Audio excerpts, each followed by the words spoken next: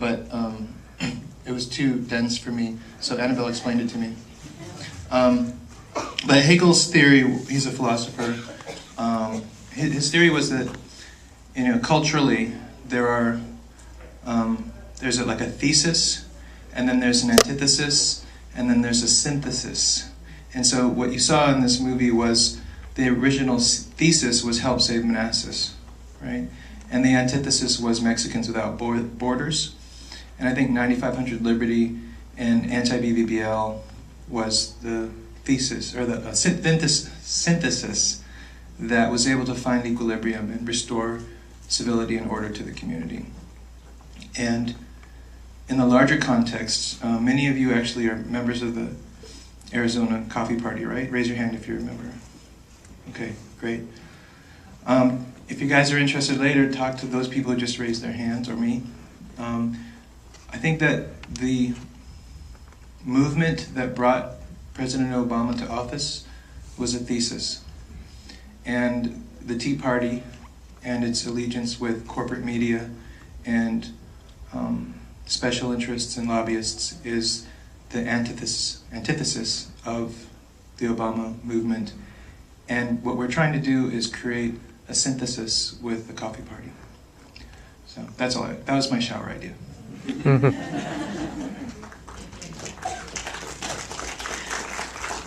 So what's happened since the film was completed in your community? Since then,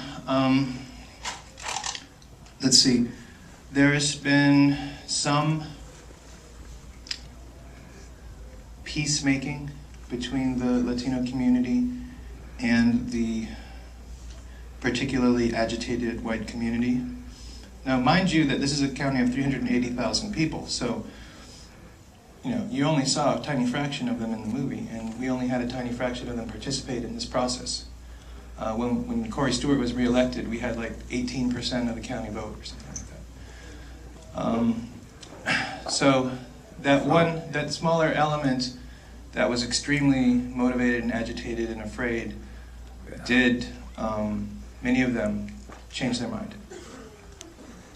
There's one in the movie, and there are several others who might not have come forward, but either told me or told members of the Board of Supervisors that they changed their mind. And I know that on the 4th of July, 2008, a few months after the law was repealed, Manassas City had a fireworks display. Well, they have one every year. And 9500 Liberty Street is a great property from which to watch it. And so the Latino community gathered there. And there was a really wonderful exchange where many people from the city, of many different races, came to the fence, that same fence where at the beginning of the film you see a grown man screaming at children.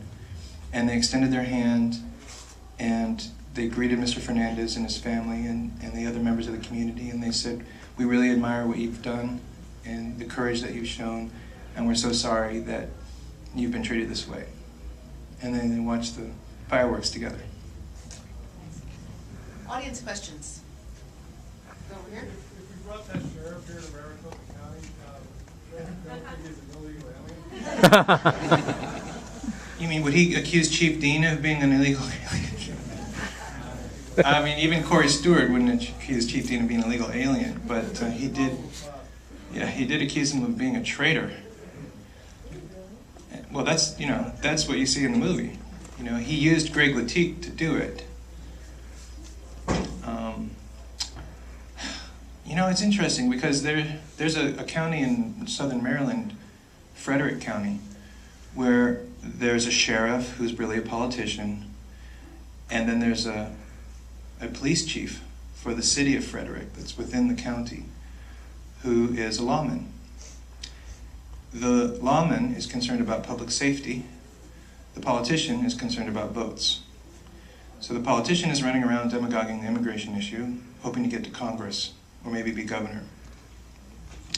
He gets all of his information from FAIR, the same group that wrote our law, the same group that's classified as a hate group by Southern Poverty Law Center, and as a nativist extremist group by the Anti-Defamation League. That's how he gets all his information. I did a radio show with him, and he handed me a huge booklet of all his information from FAIR.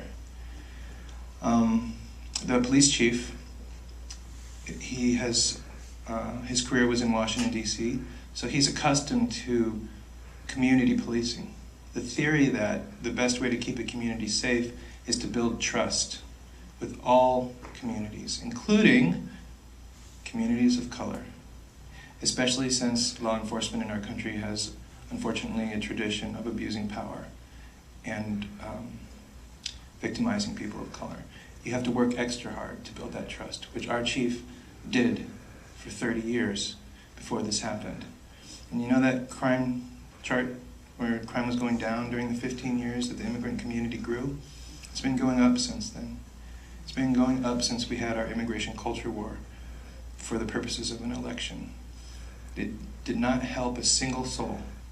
Help Save Manassas did not help a single soul.